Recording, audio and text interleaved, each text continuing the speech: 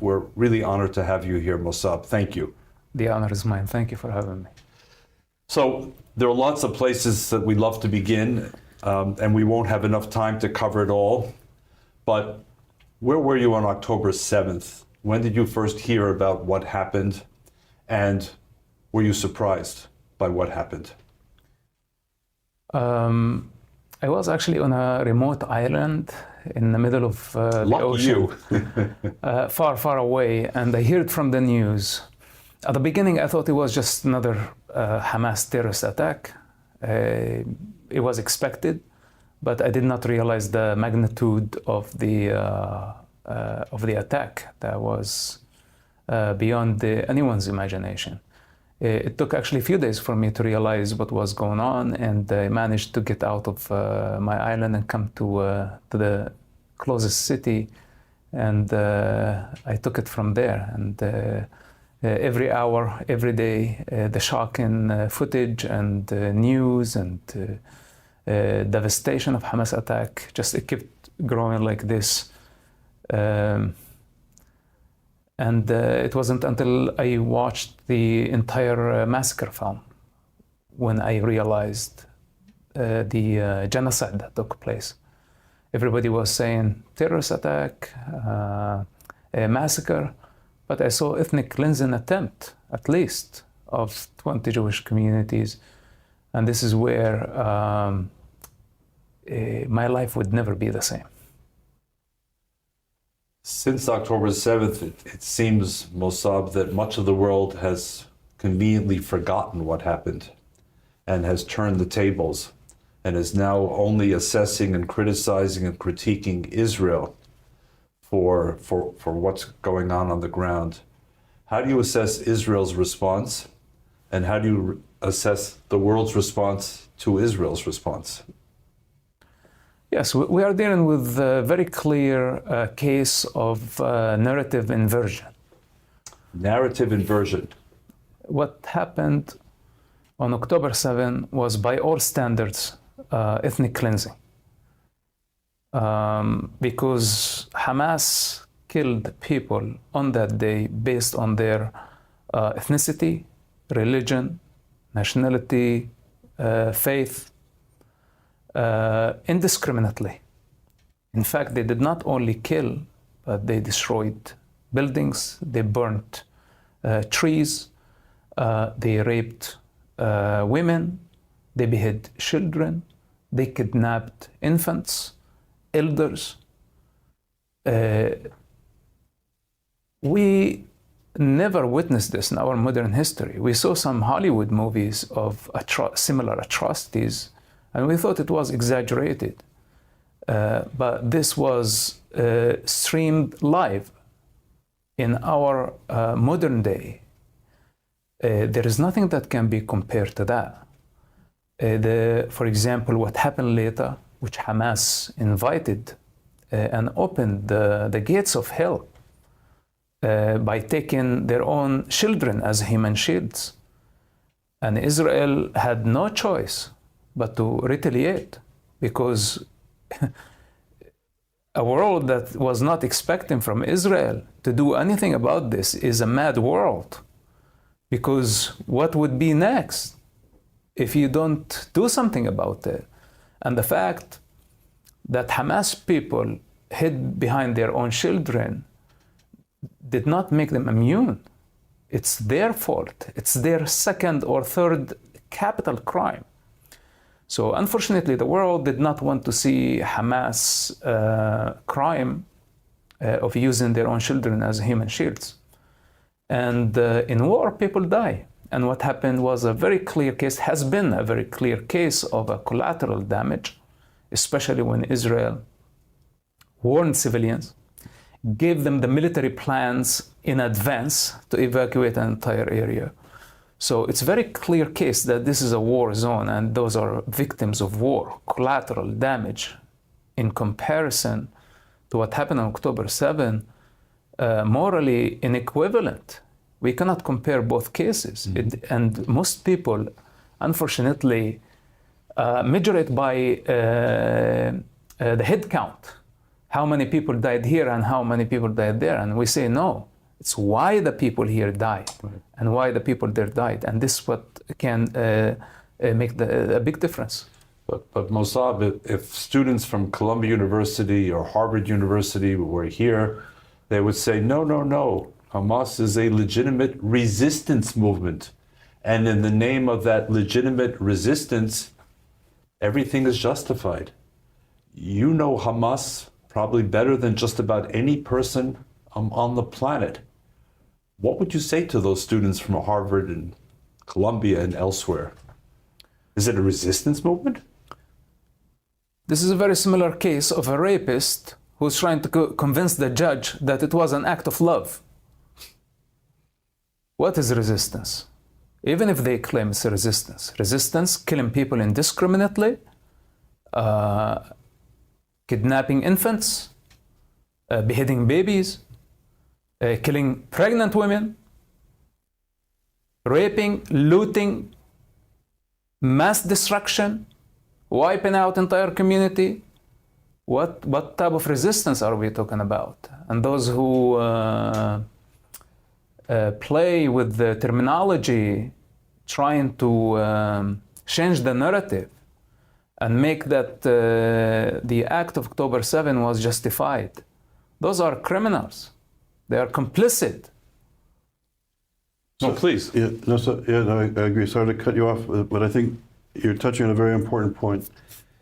So taking a step back from Gaza, Israel, a lot of the work that we do at ISGAP is looking at the impact of the Muslim Brotherhood on the narrative, on academic discourse. Right.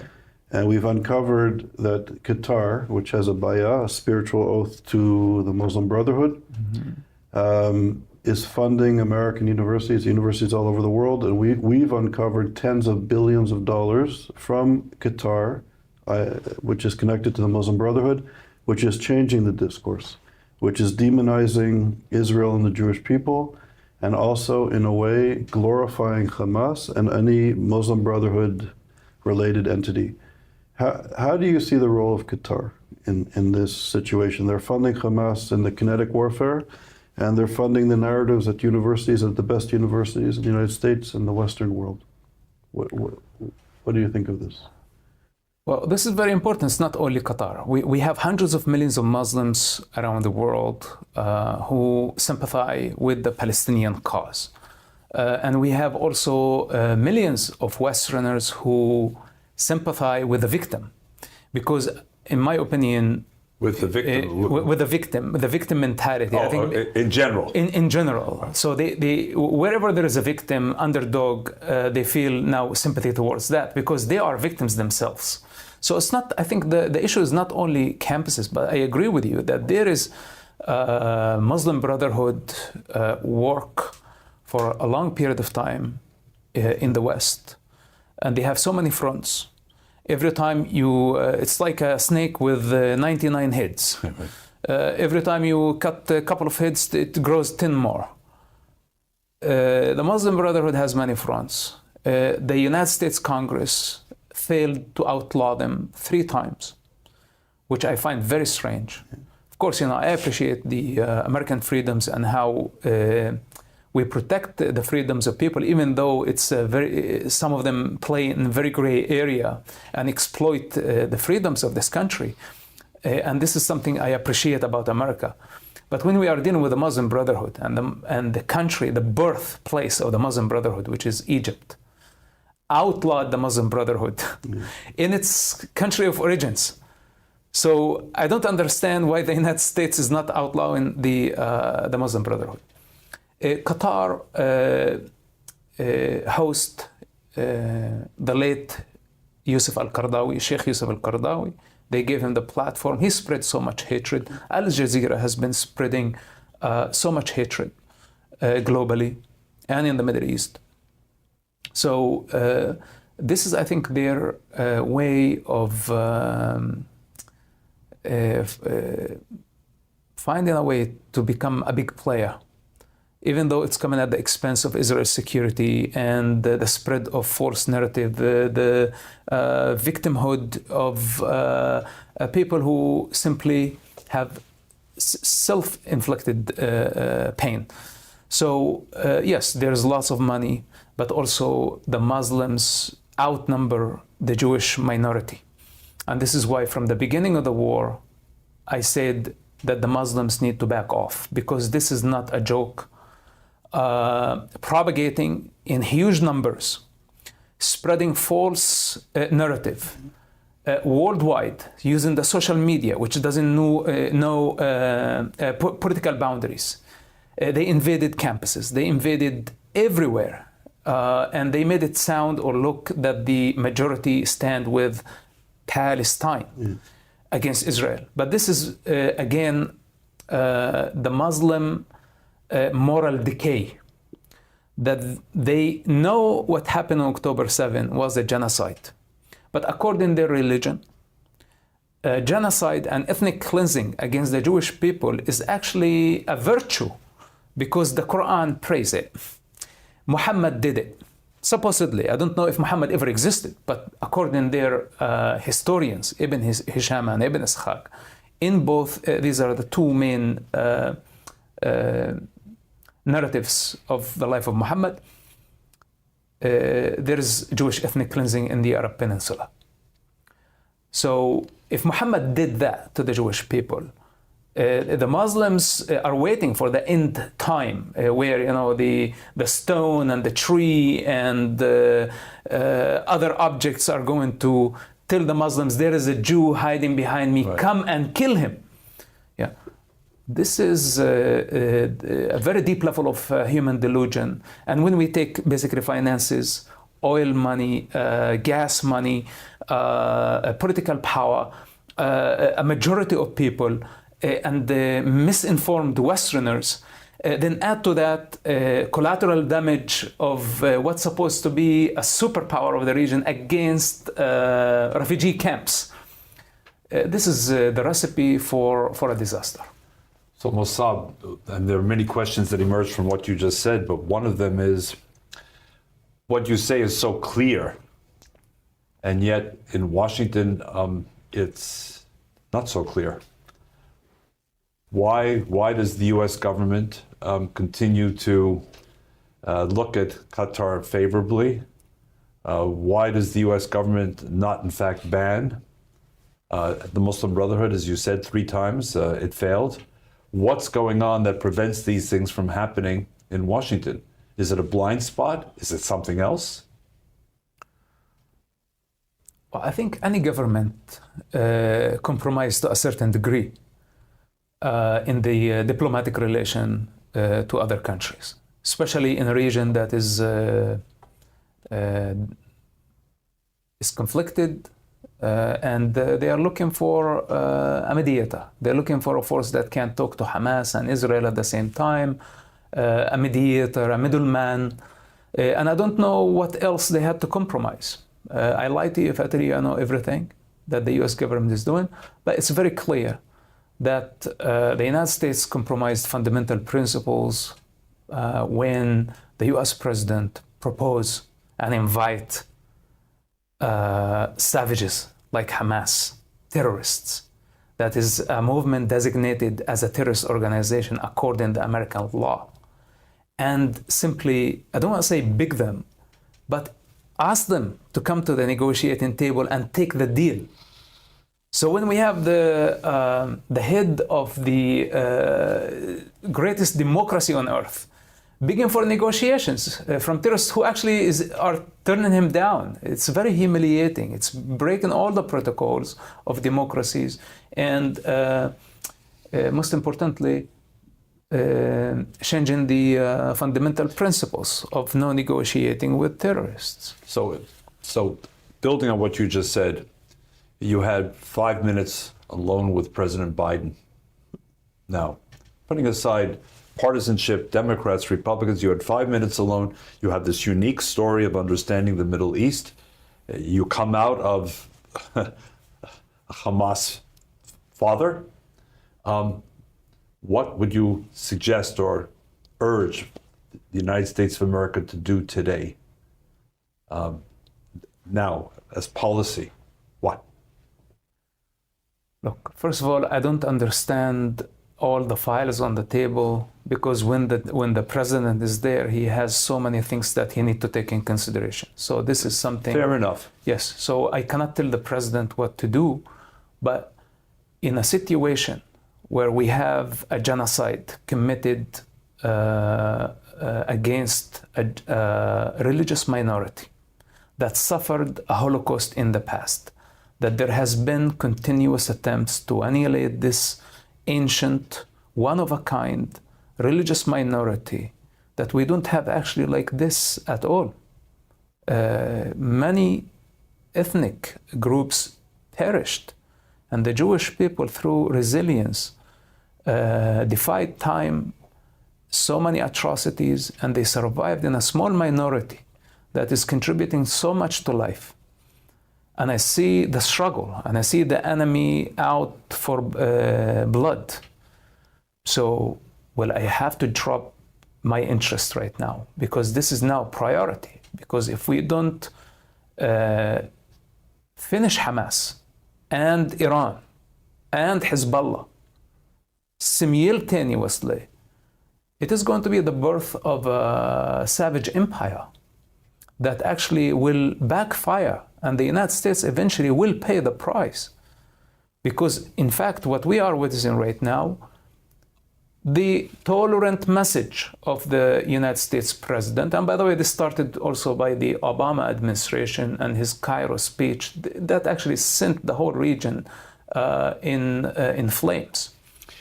For our viewers, if we may pause, the Cairo speech was at Al-Azhar. It was in 2009. Correct. It was. And he insisted at the time, if I remember, that representatives of the Muslim Brotherhood be invited. Honored guests, front row. They were in attendance. Yeah. Right. And that was the beginning of some missteps, shall we say. Absolutely, because this message of tolerance is sending... Tolerance for the intolerant. Yes, it's perceived by the other side as weakness. It is not perceived as virtue, and it's coming from a place of power. So unfortunately, it doesn't serve the purpose. And now what's happening, like for example, when the United States official position is hesitant and compromised, this is going to encourage other terrorist groups to escalate. And this is what we are seeing, what we saw from Iran, and what we are seeing from Hezbollah. If the United States from day one, like the adequate response, and I said this the first week of the war, and I actually said this to the President Biden. Oh, you did? I said this. Okay. I have it, and it was from the early beginning. That show the might of the United States. This is the time. If you don't want this to go into a global chaos, show that this cannot be tolerant. The adequate response to the massacre, to the genocide that happened, I asked the President of the United States to destroy the Iranian nuclear plantation immediately. But we know the answer because it hasn't happened. Here we are, and did the war end? The war got worse, and now we are at the verge of global chaos. Please. So apropos of Iran, so do you think it was a coincidence that October 7th happened when it seemed as if Israel, Saudi Arabia, and other Sunni countries were on the verge of making peace? Do you think this was an attempt by Iran and its axis of evil, Hezbollah and Hamas, to derail the peace process? Do you think they're connected? Of course, there is connection, because Hamas, Iran, Hezbollah thrive in chaos. Yeah. And if there was a peace process between the superpowers of the region, and that was Saudi Arabia and Israel, of course, to their side, Egypt as the biggest Arab country, plus the Arab Emirates, that's it. The Iranian rule is over. So in Gaza, in the Palestinian society, are there people who are sick and tired of Hamas? Are there people willing to, wanting a change, but they can't express themselves? Do you have friends, allies that reach out to you that quietly maybe because of the situation? Do you have a sense that there's opposition to this leadership? Look, Hamas has opposition in Gaza, and because they oppressed their rival parties. But this is a small minority. The vast majority of Gazans up to October 7 and on the day of October 7 were supportive of Hamas. If I tell you otherwise, I lie to you. Even though they don't like Hamas' iron grip, the question is not how many Gazans support Hamas, because this is very hard to find the statistics, but I guarantee you that the vast majority of Gazans agree on the destruction of Israel. And this is where I am certain. And I think whether if they want Hamas to do the job, or Islamic Jihad to do the job, or the Public Front, or the Palestinian Authority, this revenge mentality, the tribal bloodlust that coming from the 7th century Arabia.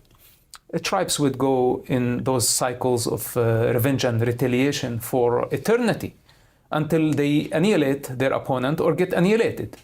And this is the mentality of the people who are dealing with. So it's not how many Hamas. Also, does the Palestinian Authority want Israel to exist? And who is launching this global assault against Israel? Prior to October 7 and after October 7. 10 years, the Palestinian Authority has been funding the BDS to delegitimize Israel, to incite against the Jewish people, to portray Israel as an apartheid state. It was never about Palestine. For them, the entire anything Palestine affiliated is a hostile in a way or another to the existence of the state of Israel. And this is how they make fortune out of it. This is how they gain power. This is their game. One quick point, I saw the former Prime Minister Bennett of Israel was on television 2 days ago, and he was saying after the defeat of Hamas that he would like to see Israel, Saudi Arabia, the Emirates, and maybe Egypt take control of Gaza and do re-education and change the school system and try to get the population away from jihadist ideology. Do you think that's feasible if all these powers came to try and change the culture, the ideology of Gaza? Look, it's too early to talk about peace arrangement because we are still in the midst of this war. We don't know what's going to happen on the northern front. It's escalating. Yeah. And this could lead to the destruction of southern Beirut, could lead to Lebanon invasion. We don't know the bill of this war yet. So how can we talk about peace if we don't know the actual price of this war? But I wish I could argue with you.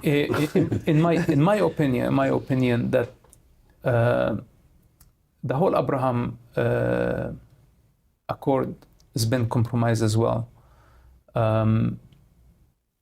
Because in diplomacy, people cannot ignore the public opinion, and in the public opinion in the Middle East is raging against Israel in this moment. So many Arab countries, even though they don't like Hamas, and they want Hamas actually gone, and that includes Saudi Arabia, but they still cannot make a public move yet. I think there is some arrangement that Saudi Arabia and the Arab Emirates want to take part in rebuilding Gaza and sending a force. But I'm not sure that this is ideal. I like the idea of their partnership much better than Qatar. If I had to choose between Saudi Arabia and Qatar, I would definitely choose Saudi Arabia. And yet there are senior figures in the West, like Joseph Borrell, the foreign minister of the European Union, who believes that this is the ideal time to launch a two-state search. You have 3 European countries in the last couple of weeks, Spain, Ireland, and Norway, that thought this is the perfect time to unilaterally recognize a non-existent Palestinian state as a sovereign state. And you have voices in Washington, some who say we need to pursue the two-state solution. Have they fallen on their heads? Do they know something that we don't know? What explains this? You know, the two-state solution is a similar case to the two-husband solution. It cannot work. And the people are trying to force not only one elephant through the eye of a needle, they're trying to force two elephants. The country is very small, the territory is very small, and the international community's attempt to establish a Palestinian political entity since Oslo went in the worst possible way. What we are dealing with today is actually the consequences of Oslo, that Israel trusted that what so-called Palestinians, which is, in my opinion, nothing but a dangerous ideology that has been aiming to destroy Israel, not to build a Palestinian state. So the world leadership, United Nations, even the United States and Israel bought the lie that there is a possibility for a Palestinian state as a neighboring state of Israel. But unfortunately... But if not, what's the alternative, Mosab? Eternal conflict? No, actually, I think a second Palestinian state could be an eternal conflict. But in my opinion, the people of the West Bank or Judea and Samaria, you know, we are not Palestinians. The children who are born there are not Palestinians. When I was born with a Jordanian birth certificate. Our ethnicity, Arabians, even though we may not even qualify to that, because we are mixed. But let's say respectfully that we are Arabs. And Palestinian is a political ideology that was of a strange combination made by the Muslim Brotherhood, the KGB, the Romans, the British mandate. And somehow Yasser Arafat adapted this ideology, and the ideology is like a snowball, just kept developing into this very strange entity that has in it the Islamist, the communist, the all type of strange ideologies, not even one thing. And all of it is aiming at the destruction of Israel, or at least, you know, those who say the Palestinian Authority does not want to destroy Israel. Then I say, what does it mean actually to go on a global assault, delegitimizing Israel systematically for many, many years? Right. What does that mean? What it means to, in principle, delegitimize Israel, this is the first step. And so the Palestinian Authority, under the umbrella of Palestine, is doing this type of terrorism. And Hamas, under the umbrella of Palestine, is doing committing genocide against the Jewish people. And they're playing that this is the good cup and this is the bad cup. And let's go into their rabbit hole. And what I say, no, let's get to the surface. Tell me, what makes you a Palestinian? Define Palestine. And this has been my work for the past few months, that I want to take it to square one.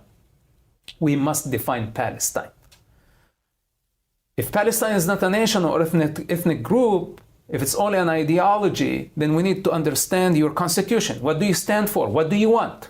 Is your objective to build a Palestinian state, or your objective to destroy the state of Israel?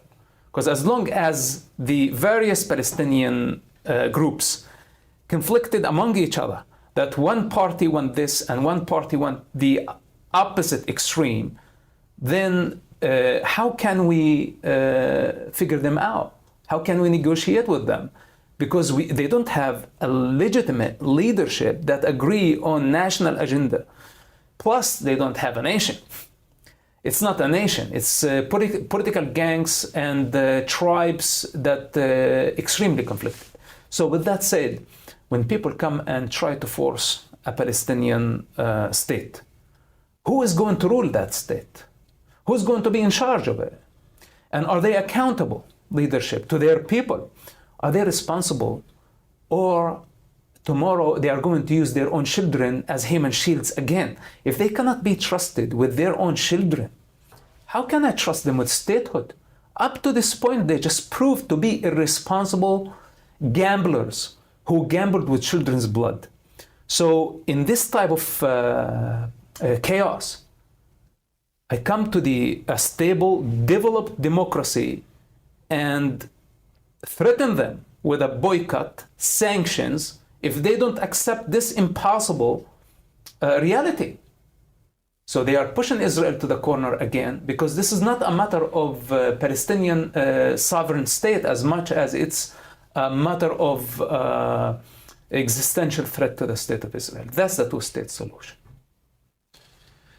So based on what you said, for many years at ISGAP, our research center, we've been warning that anti-Semitism and the dehumanization of Israel, the Jewish people, of Zionism, of democratic principles, was reaching a very dangerous level. And people really didn't pay attention to us. They thought we were extreme, we're crying wolf. But after October the 7th, I think the Jewish community is in shock, especially in the United States. They knew there was anti-Semitism in the Middle East. They knew in Europe things were getting difficult. But people perceive the United States to be somehow different and disconnected from the world. What would be your message? We have a predominantly Jewish audience. What's your message to American Jews? What do you think they should be aware of post-October the 7th with this sort of onslaught of anti-Semitism in the United States, in our best universities, in our media? What do you tell a community that I think is it's in shock since October the 7th? What would be your message or your advice to them? Look, there are also different views within the Jewish community, but I think everybody agrees that there is anti-Semitism and there is existential threat at the moment. Now, I think the different views is how to approach the conflict, and many people, they think we are still at the stage of explaining. And this is where I disagree with the liberal Jews in the United States and say, guys, we are at war, and this is a very serious war. And why I say we are at war, because my life is in danger.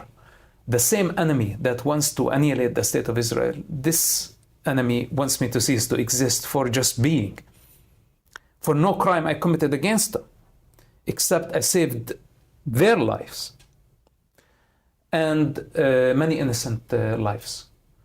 So why do they want me to cease to exist? It's a very important question. And if they keep pushing that, we have no choice but to fight.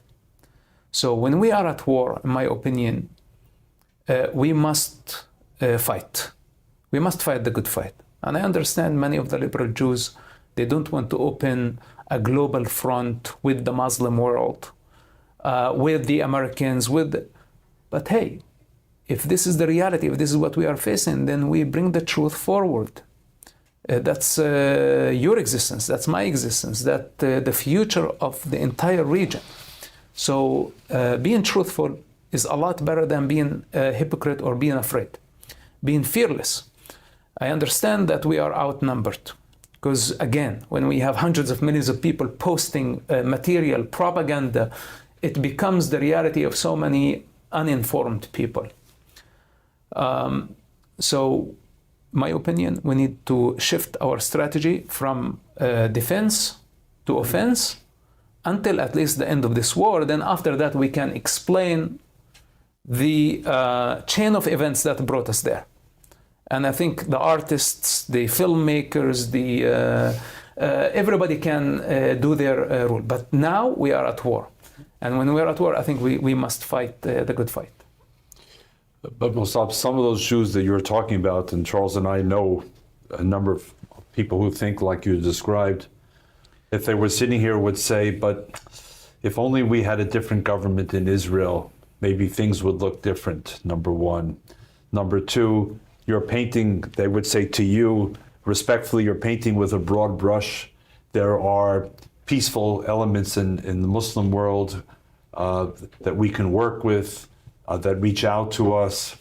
And number three, if only Israel had done more for the Palestinians in the past, we wouldn't be at this point. I've heard those arguments, Charles, you have countless times, hundreds, thousands of times. Would anything have been different if there had been, for example, a left of center Prime Minister of Israel on October 7th? Would anything have been different if Israel had made more concessions earlier than it has? What's your message to us and to them? Well, the leftists in Israel were killed and kidnapped on October 7th. Those were the residents of the They kibbutzim. didn't get a pass. Yes, the Hamas did not have mercy on them. And I think the desperate attempt to blame somebody in the middle of an ugly war. This is an ugly war, and no democracy ever dealt with a situation like this. And to start blaming that this is right and this is left and this is because a corrupt leader and non-corrupt leader and they want to change a government in the middle of an emergency situation. I mean, it is possible. Israel has the power to do that. But why to give Hamas the victory? And in fact, all this game blaming Bibi, I'm not a big fan of the man. But for now, I prefer he stays in office and carry on, do the job. He's doing a good job. And I don't want to change governments in the middle of the war, because this is what Hamas is counting on. Hamas is counting on the collapse of the Israeli government. And some liberal Jews in the United States are taking advantage of the situation. And some also left-wing activists in Israel and politicians taking advantage of the hostage situation to try to bring the government down. This is not now the time for a political game. When people, they need to understand the victims of this war. They need to understand that we still have hostages. They need to understand that we must rid of Hamas for the sake of Arab and Jewish children in the region. It's not the time now to change governments. Unfortunately, we have just 1 or 2 minutes left, but though it's a big question, maybe you have a short answer for it. Yeah. Again, there are those in the Jewish world and elsewhere who say, but there was never a Holocaust, European-style Holocaust in the Arab world. Jews lived peacefully, and we are not, at the end of the day, anti-Israel, not anti-Semitic. We're only anti-Zionist or anti-Israel. And the Quran not only has what you mentioned about the Jews, but it has other elements that show respect for the Jews. So they try and weave a different narrative of the present and the future. What's your response to them? Look, Are they right, or are they misreading the situation at risk of their lives? Look, the Quran is not fair towards the Jews. That's a lie. There are some Muslim sultans that came hundreds of years after Muhammad's death, and they treated the Jews in Spain fairly. And this is where, many of the Islamic scholars say, that this imam or this sheikh of that era treated the Jews fairly. Umar ibn al-Khattab gave some Jewish beggar a salary from the Islamic treasury, etc. And they tried to build a theory on it.